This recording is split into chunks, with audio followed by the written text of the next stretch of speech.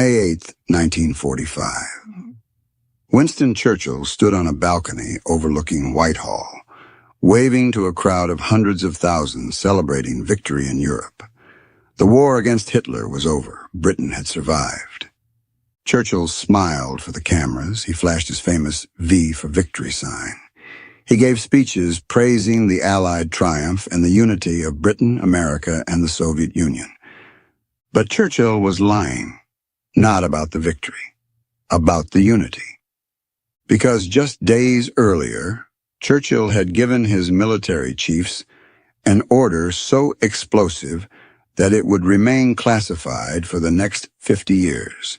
He told them to plan an attack on the Soviet Union, not a defensive contingency, not a theoretical exercise. A full-scale military offensive to begin on July 1st, 1945, less than 8 weeks away.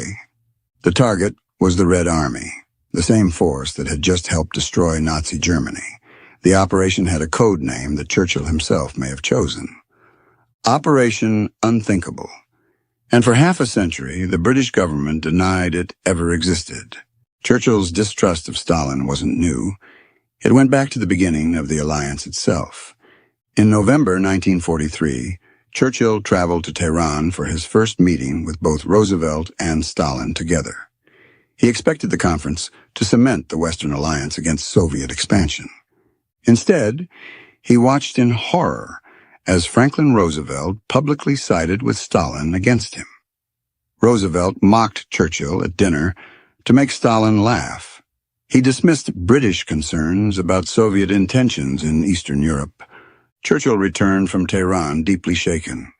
He told his doctor, Lord Morn, that Roosevelt had no idea what he was dealing with.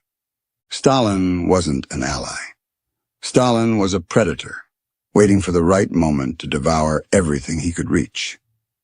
But Roosevelt wouldn't listen. He told Churchill directly that he could handle Stalin. He said Stalin wasn't interested in expansion, just security for the Soviet Union. Churchill knew this was dangerously naive. He had been warning about totalitarian threats since the 1930s, when he stood nearly alone against appeasement of Hitler. Now he saw the same pattern repeating with Stalin. February 1945.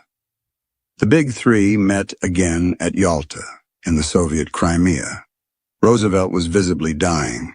He had weeks to live, though few knew it at the time. Churchill watched as Roosevelt gave Stalin everything he wanted. Poland would have free elections, Stalin promised. But Poland's government would be friendly to the Soviet Union. Everyone in the room knew what that meant. Churchill tried to fight for Poland. Britain had gone to war in 1939 specifically to defend Polish independence. 200,000 Polish troops had fought alongside the British throughout the war. Roosevelt sided with Stalin. Again. Churchill later wrote that he left Yalta knowing that Eastern Europe was lost. He had been overruled by an American president who trusted Stalin more than his own British ally. The Yalta agreements gave Stalin effective control over Poland, Czechoslovakia, Hungary, Romania, and Bulgaria. The Red Army was already occupying these countries. Stalin had no intention of leaving. Churchill returned to London and immediately began preparing for what he believed was inevitable: a confrontation with the Soviet Union. On April 12, 1945, Franklin Roosevelt died. Harry Truman became president. Churchill saw an opportunity. Truman was inexperienced, but he didn't share Roosevelt's naive trust in Stalin. Perhaps the Americans could be convinced to take a harder line. But Churchill wasn't willing to wait for American policy to change. In early May, he summoned his military chiefs and gave them an extraordinary order. Plan an offensive against the Soviet Union. Objective: push the Red Army back and force Stalin to honor his agreements about Poland and Eastern Europe. Target date: July 1st, 1945. The British Joint Planning Staff was stunned. The war against Germany wasn't even over yet. Berlin hadn't fallen, but Churchill wanted them planning the next war before the current one finished. The planners were professionals. They didn't question whether the order was wise. They simply began calculating what it would take to attack the largest army on Earth. The planning staff faced an immediate problem. The numbers didn't work. By May 1945, the Soviet Union had roughly 7 million men under arms in the Western theater. The Red Army had 170 divisions in Europe compared to the Allies' 47. They had more tanks, more artillery, and more aircraft than the Western Allies combined. Britain and America had approximately 4 million troops in Europe. They were exhausted after years of fighting. Many American units were already being redeployed to the Pacific for the invasion of Japan. The planners calculated that the Soviets outnumbered Western forces in Europe by roughly 2.5 to 1. In tanks and aircraft, the disparity was even worse. Churchill's military chiefs told him the obvious truth. A conventional attack on the Soviet Union would fail. The Red Army would absorb the initial blow and then counterattack with overwhelming force. Churchill had anticipated this problem. He had a solution that shocked even his own generals. Churchill proposed using German soldiers, not just a few advisors or specialists. Churchill wanted to rearm 100,000 Wehrmacht troops who had just surrendered to the Western Allies. German soldiers who had been fighting Britain for 6 years would be given their weapons back and sent to fight the Soviets. The planning staff was appalled. These were the same Germans who had bombed London, killed British soldiers across North Africa and Europe, and committed atrocities throughout the war. British families were still burying their dead, and Churchill wanted to arm the enemy and march alongside them. Churchill was unmoved. He argued that German soldiers knew how to fight the Russians. They had been doing it for 4 years. They understood Soviet tactics, Soviet weaknesses, Soviet vulnerabilities. More importantly, they were available. There were over 2 million German prisoners of war in Western Allied hands. Even 100,000 would significantly improve the force ratio for an attack. The planning staff noted Churchill's proposal, but made clear their doubts about German reliability and morale. They also noted the political impossibility of explaining to the British public why their sons would be fighting alongside yesterday's enemies. Churchill's plan had another fatal flaw. It required American participation. Britain alone couldn't defeat the Soviet Union. But Churchill hadn't consulted President Truman or General Eisenhower. He couldn't. If the Americans refused, the plan was dead. If word leaked to Stalin, the consequences would be catastrophic. Churchill was essentially planning to drag America into a Third World War without asking permission.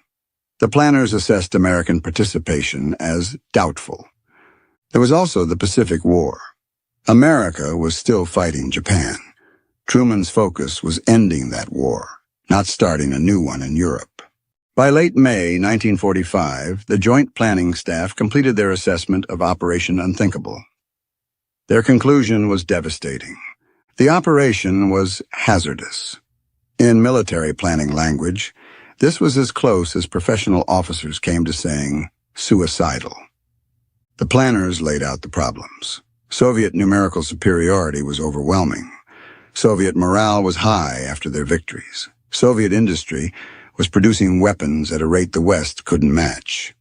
An initial Western offensive might gain some ground, but the Soviets would retreat, absorb the blow, and counterattack with their massive reserves. Within weeks, the Red Army would be advancing westward. The planners estimated that if the attack failed, Soviet forces could reach the English Channel. Britain itself could be invaded. The assessment was clear. Operation Unthinkable would likely fail, and failure meant Soviet domination of all Europe, not just the East. Churchill read the assessment. He didn't argue with it. Instead, he ordered a second version focused on defending Western Europe against a Soviet attack. Then he filed both versions with the highest classification and waited to see what Stalin would do. In July 1945, the British people voted. Churchill, the war hero, the man who had saved Britain from Hitler, lost in a landslide. Clement Attlee and the Labour Party won 393 seats to the Conservatives' 197.